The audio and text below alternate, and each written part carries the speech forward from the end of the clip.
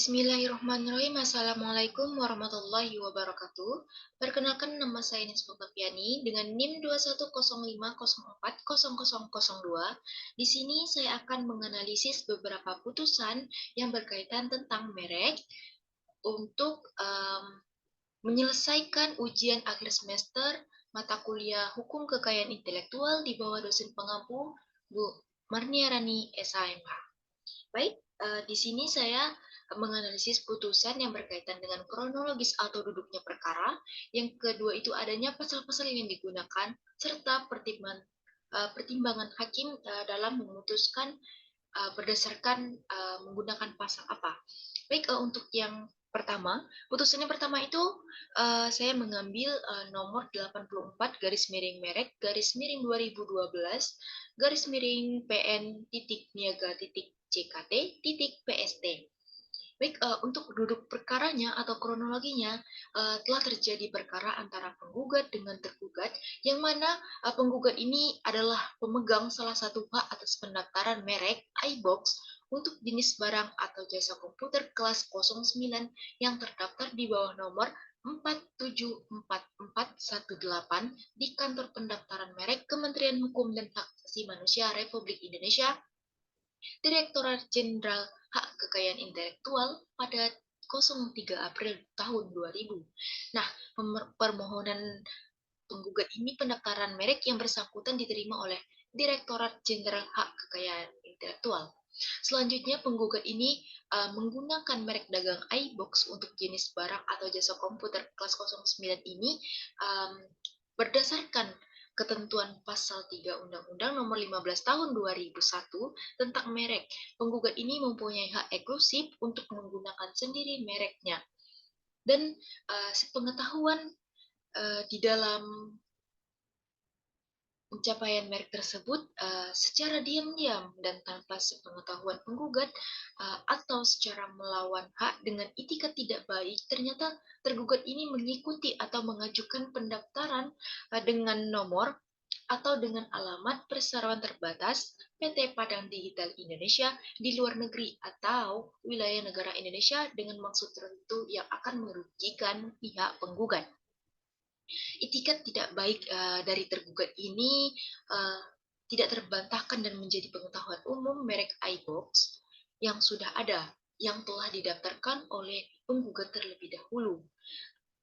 Maka dari itu adanya dasar hukum yang digunakan dalam putusan ini, yaitu menggunakan dasar hukum pasal 3 nomor 15 tahun 2001 tentang merek, dan selanjutnya juga menggunakan pasal 68 junto 69 ayat 2 Undang-Undang tentang merek, dan adanya ketentuan 125 HIR.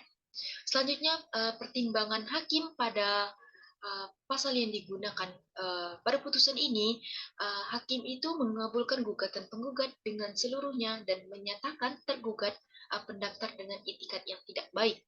Pertimbangan hakim juga dalam memutuskan perkara ini dengan menyatakan tergugat yang telah dipanggil secara sah dan tidak hadir dalam persidangan, menolak gugatan dengan perstek. Jadi pasal yang digunakan dalam hakim mempertimbangkan putusan ini yaitu menggunakan pasal 68 ayat 1 Undang-Undang Nomor 15 Tahun 2001 tentang merek. Selanjutnya, putusan yang kedua, di mana saya mengambil putusan dengan nomor 1077 K garis miring PDT titik SUS HKI garis miring 2022. Pada putusan ini, dengan singkat atau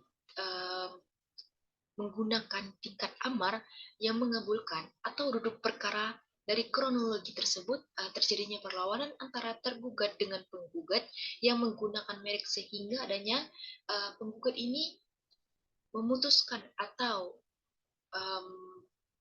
menggugat pihak tergugat karena di dalam penggunaan merek ini adanya pihak penggugat yang berkepentingan mempunyai atau memiliki merek tersebut. Nah, terlebih dahulu itu juga sama seperti putusan yang pertama tadi, bahwasannya tergugat ini mempunyai itikat yang tidak baik atau menirukan merek dari pemilik si penggugat tersebut. Maka dari itu, penggugat ini mengajukan ke tingkat pengadilan atau menggugat tergugat ke tingkat pengadilan. Untuk dasar hukum yang digunakan pada putusan nomor 1077 ini yaitu menggunakan dasar hukum yang paling utama itu adalah Undang-Undang Nomor 15 Tahun 2001 tentang merek serta Undang-Undang Nomor 48 Tahun 2009 tentang kekuasaan kehakiman serta Undang-Undang Nomor 14 Tahun 1985 tentang Mahkamah Agung yang telah diubah dengan nomor Undang-Undang uh, nomor 5 tahun 2004 dan adanya perubahan undang-undang yang kedua itu adalah nomor 2009. Untuk pertimbangan hakim pada putusan ini adalah hakim menimbang perkara ini dengan mengabulkan gugatan penggugat dengan seluruhnya, menolak segala kasasi dan segala laporan, dan menghukum PT Ciko Agung untuk membayar denda. Dan hakim mempertimbangkan menggunakan dasar Undang-Undang Nomor 48 Tahun 2009 tentang kekuasaan kehakiman, Undang-Undang Nomor 14 Tahun 1985 tentang Mahkamah Agung yang telah diubah menjadi Undang-Undang Nomor 5 Tahun 2004 serta perubahan kedua Undang-Undang Nomor tahun 2009.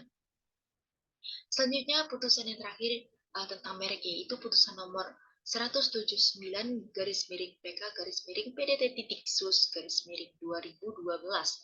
Untuk duduk perkara atau kronologi dari putusan ini memeriksa dan memutus perkara perdata khusus yang atau atas kekayaan intelektual merek yang pastinya dalam peninjauan kembali telah mengambil putusan dan berkekuatan hukum tetap bahwa merek jasa kopi hitam milik penggugat sejak 15 tahun lalu yang diajukan permohonan merek kepada Direktorat Merek tersebut.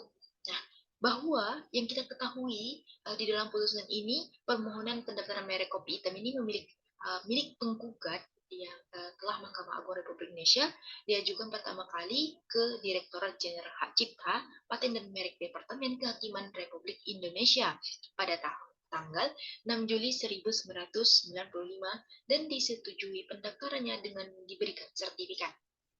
Selanjutnya yang kita ketahui di dalam kronologi ini pada pasal 3 Undang-Undang Nomor 15 Tahun 2001 tentang merek yang menyatakan hak merek ini adalah hak eksklusif yang diberikan oleh negara Mahkamah Agung Republik Indonesia kepada pemilik merek yang pertama mengajukan untuk waktu tertentu dengan menggunakan sendiri merek tersebut atau memberikan izin kepada pihak lain untuk menggunakannya.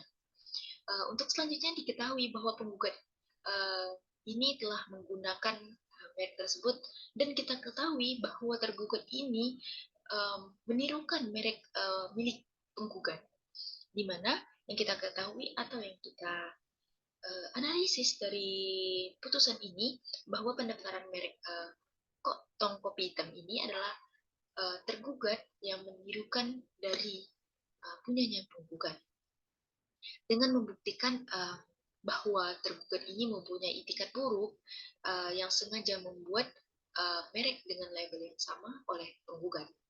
Oke, selanjutnya bahwa tujuan tergugat ini mendaftarkan adalah terinspirasi atau eksistensi oleh punya penggugat. Selanjutnya, untuk dasar hukum yang digunakan oleh putusan ini dengan dasar hukum ketentuan pasal 6 ayat 1 huruf A Undang-Undang Nomor 15 Tahun 2001 tentang merek adalah selain memberikan perlindungan hukum atas pelaku usaha juga merupakan hukum yang melindungi konsumen.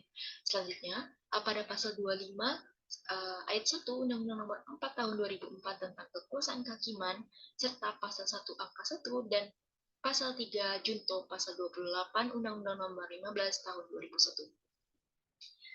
Pada putusan yang terakhir ini, pertimbangan hakim itu hakim menimbang dengan putusan yang berkekuatan hukum tetap dengan menolak tergugat dan mengabulkan gugatan penggugat.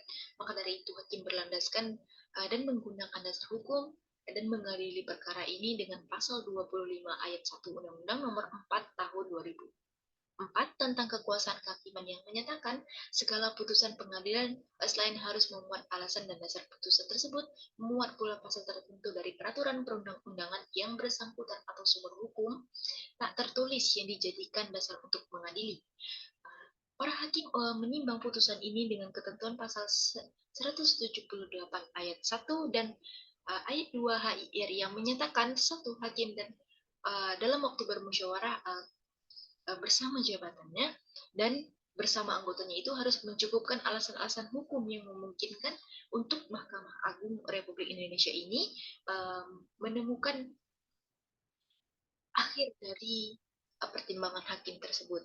Selanjutnya, menggunakan pasal 132 ayat 2 HIR yang menyatakan hakim wajib memeriksa gugatan rekonvensi jurisprudensi Mahkamah Agung RI nomor 820 ke garis miring SIP garis miring 1977. Baik, ini ketiga analisis putusan tentang merek yang merupakan adanya perbedaan-perbedaan di dalam putusan ini. Yang pertama itu adanya perbedaan dalam menanggapi atau pasal-pasal yang digunakan hakim dalam mempertimbangkan putusan ini. Dan untuk selanjutnya adanya jenjang waktu yang berbeda di dalam ketiga putusan ini. Baik, itu singkatnya analisis dalam menganalisis putusan bagian merek hukum kekayaan intelektual. Sekian, jika terdapat kesalahan kata atau kekhilafan kata, saya mohon maaf. Saya tutup dengan Assalamualaikum warahmatullahi wabarakatuh.